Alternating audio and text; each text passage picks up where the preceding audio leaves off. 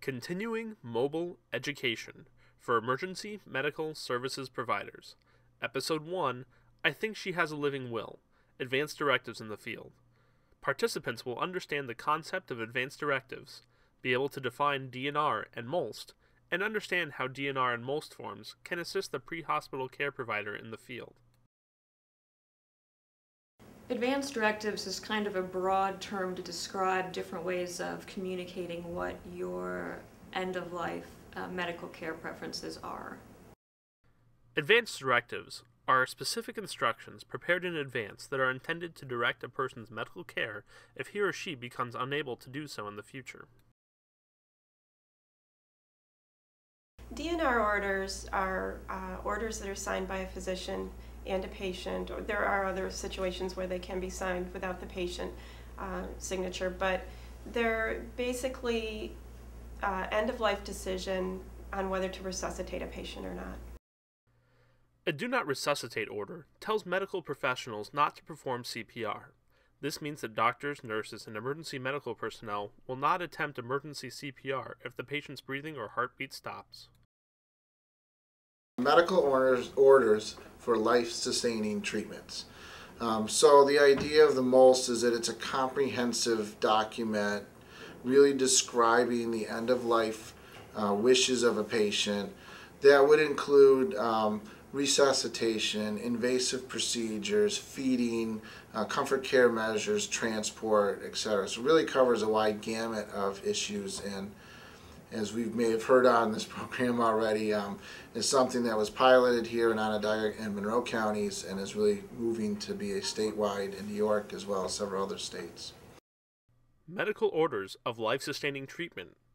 The MOLST form is a bright pink medical form signed by a New York State licensed physician that communicates patient wishes regarding life-sustaining treatment to healthcare providers. The form includes issues regarding CPR, intubation, artificial hydration and nutrition, future hospitalization and transfer, as well as antibiotics. In the pre-hospital setting, they're so important because they're a guide for the EMTs as far as what care or the optimum care or the ultimate care that's going to be given. It's when we don't have those forms and we're looking at life-threatening issues that it can be a little bit troublesome and encumbering because we don't have legal paperwork to withhold treatment. Yeah, it's too numerous to count how many times I've encountered a patient with an advanced directive, but most of that is really just transporting a patient that needs the standard care or palliative care sometimes. The times where an advanced directive really comes into play where they don't want the heroic methods or efforts to resuscitate, those are really not all that frequent, but usually they're pretty clear cut. And the classroom is probably arguably the most difficult thing to explain. But on a real ambulance call, on a real EMS response, usually it's pretty straightforward what the family wants, what the patient wants, what the physician had agreed to should this day come. There's very, very rarely a situation where there's confusion. And if that's the case, then like I tell my students, I always try to pawn that off to a higher level, whether it be a medical control physician or an ALS provider that's coming down the street, something along those lines. You try to get someone at a higher rank, if you will, to make the decision as to whether you should or shouldn't work on the person. We've had several. One that really stood out in my mind was a patient that was end stage with several chronic illnesses, and one of them including some cancer, but other things going on, that had gone home. The family panicked because there was an issue. We responded. They could not find paperwork. They could not share with us the actual wishes.